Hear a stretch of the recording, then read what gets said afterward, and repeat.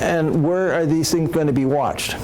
Now, I've done online training, designed online training, videos for online training. Most of my videos that I put online, and this was based on, I did a classroom study using half the students were in the classroom, half were in the computer lab, taking the same course. The people in the classroom could seem to, I wouldn't say they did, tolerate a 20-minute video. The people in the lab couldn't do more than 10. Their concentration dropped off. So when we were designing the videos for online, we would go anywhere between 5 and 10 minutes as the length. And again, it depends also on what is their expectation out of this. What are they going to get out of this? If it's a skills-based video, which is going through, say, the steps of how you set up a studio like we were seeing there, they might tolerate a bit longer because it engages them. And then what are you expecting out of this from the viewer's perspective? What are you expecting from them as a result of having seen your video? Yeah. And does it make a difference, though, if even if, say your process is actually 15 minutes, but you make it 3 5-minute videos? Yep. Does that work? Actually, that's exactly what we do when we have we have some presentations that I'm working on right now, video production. They're 50-minute presentations, but what I've done is I've chopped them logically into little bits for 3 reasons. One is the attention span of the people. Like, anyone like to sit through a legal lecture of 50 minutes watching it online? Yeah, anyway. So, and second thing is it allows us, if we're going to use this in the classroom, to pause at the end of a segment, allow for questions, then move on to the next one. So, and the third thing is, and I'm looking at some point along the line, this will become part of my inputs on an online training course. So, things too, lets you jump to specific things, or if you want to go back to it for reference. That's right. Oh, have you ever tried to move that stupid Windows Media Player back to where you wanted to be? Yeah. There's a workaround to that kind of thing too, where you can chop out one continuous video into chapters, but I think it still leaves you with the issue of you now have a final enormous file, which then might be difficult to. And that's another issue we had. Like, we had a commercially available set of videos for security officers, and that's exactly what we did. We wrote the company, said, we can't show a 50-minute video. Will you allow us to chop it up into little segments? And they said, whoa, we never thought about that. So we did, and anyway, I won't go any further than that. Okay, let's get down to the real meat of this thing. What could we possibly use to do videos? Well, I'm going to tell you, you probably have in your possession now all the tools that you need to make a credible video.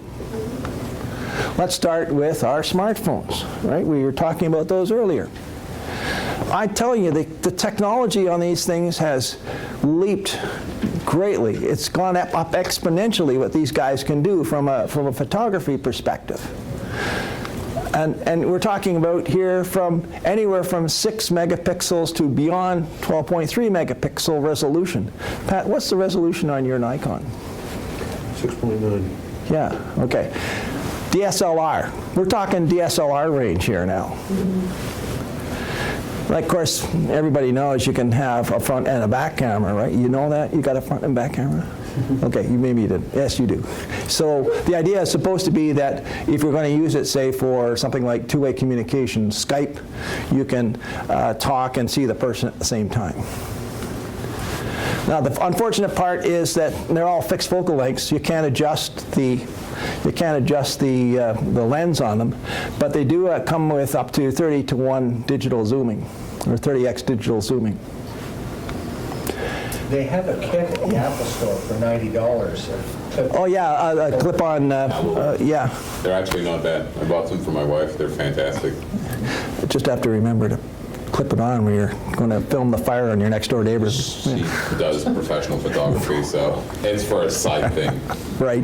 Just this is toy stuff for her. This is not, yeah. And the other thing too is, of course, they'll adjust. Most of them will adjust fairly well to light condition, so you don't have to worry about fiddling around with your f-stops and so on to make it happen. In fact, some of them actually have presets. So if you're doing it in, say, a room with this type of illumination, you can set it to that, and it'll do a pretty credible job. But there are a few of them around where you actually can mess around with the ISO setting, the f-stops, and so on. And, well, Apple fans, I hate to ask this, how many here have got iPhones? iPhones, yeah, you got an app on your iPhone for this, right? You got an app for that. Us Android folk, you can get them, you can download it from the store. And I don't know about you BlackBerry guys. You're in a whole different universe. And of course, this is the real problem. This is the good and the bad news, is that many of these phones will automatically post to YouTube or your favorite social media site once you're done. Tablets and laptops. You see, at least one person at a table has a tablet, do you? Yeah, well, these guys over here. This is Tech Central over here. Hi, guys. My kind of people. And again, they have essentially the same kind of features as a smartphone. Well, they're just a big smartphone, basically. And you can connect to the Wi-Fi. Now, I know there are some tablets where they do have the data cell type of access as well. But the nice thing about these guys is that you have a much wider viewing, a bigger viewing window in order to be able to frame your shots. And so that's really nice. So with a small camera, with your smartphone, what you might not see is that there's more of the picture being recorded than what you're seeing in your so-called viewfinder. And so centering is really important. And then, of course, most of us who have new laptops, those of us who work for the government get those nice laptops every year, right? No? Well, maybe that was back in my day, but most of the newer ones do have cameras on board, do have front and rear cameras, and you can as well take them and use them at shoots. I've used a laptop at a shoot, and the nice thing about it is you can add appliances to it. So you can add mics and other cameras. Like you can add more than one webcam if you want on your machine. Consumer grade systems, and they're sort of the next step up from your smartphone and your tablets. And you can get a pretty decent camera for doing the work that you might want to do on your own for between $200 and $300, or you can go up to the high-end consumer level, which is about $1,000. By the way, when we go to looking at some of these things that I've set up, you'll notice over here that I have a $230 JVC camera, which I'm using to record this event. And I have my favorite one back there, which is my Sony.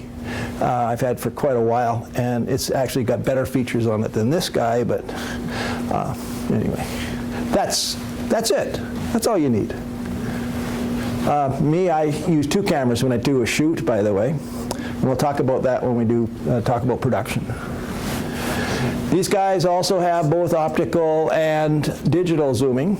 So I can go onto my camera there and I can hit the toggle and the lens will move in and out for me. But it also has a digital zoom which goes beyond what I can do in terms of the standard telephoto. And most of them, they have their own storage. Both these units have internal drives, but I also put SD cards on them because it's easier for me to take the stuff off and edit them because I can just plug it into my laptop.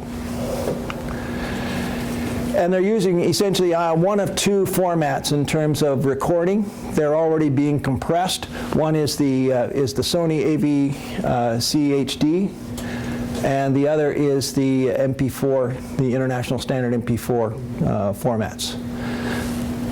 Unfortunately, you don't get uncompressed video files when you're using the consumer-grade cameras. They don't expect you to have to want to go and, take that raw film and then, or raw image and then convert it into some compressed form you can use. So they said, cut out that step. We'll go right to the compression.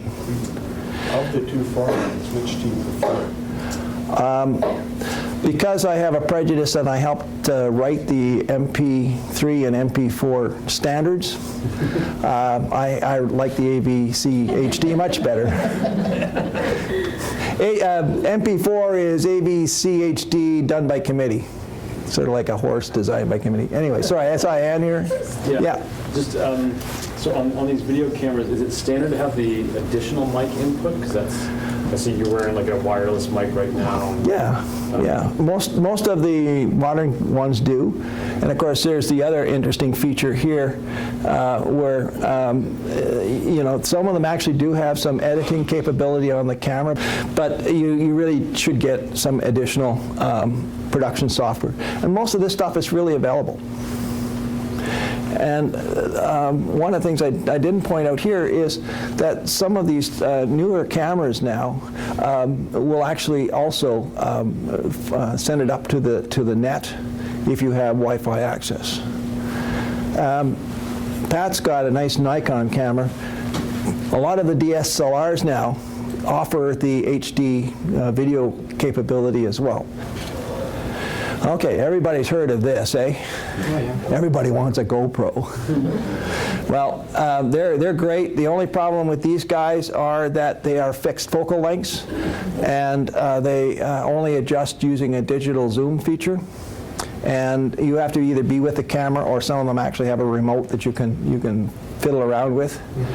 They're pretty good for outdoor work, and they're pretty good for fill shots. If anybody watches any of these programs like Custom Cars or any of these action things, they always have the cameras inside the vehicle and they're taking pictures. Well, those are usually GoPros that they've synchronized up to do that. So really, this is quite a versatile piece of kit. It just has some limitations in terms of, if you want to go beyond just the general shot, you want to get into close-ups or whatever, you can't really do that. And there's knockoffs available. I had my hand on one. It was a $79 knockoff built in China. I couldn't read the instructions, but it was quite credible. It had pretty much the same functionality as the GoPro. And then there's the wearables. And I mean, I can't even tell you all the different variations on wearables. You got them that you can hook them on your glasses. You got them you can put them on your clothes. These two here are quite popular. The Sony Action Cam, which also comes with it has a strap, so you can strap it to a helmet or a hat. And the Ion SnapCam, which is actually a variation on one that's used now are being used more and more by police forces, and it snaps on your pocket.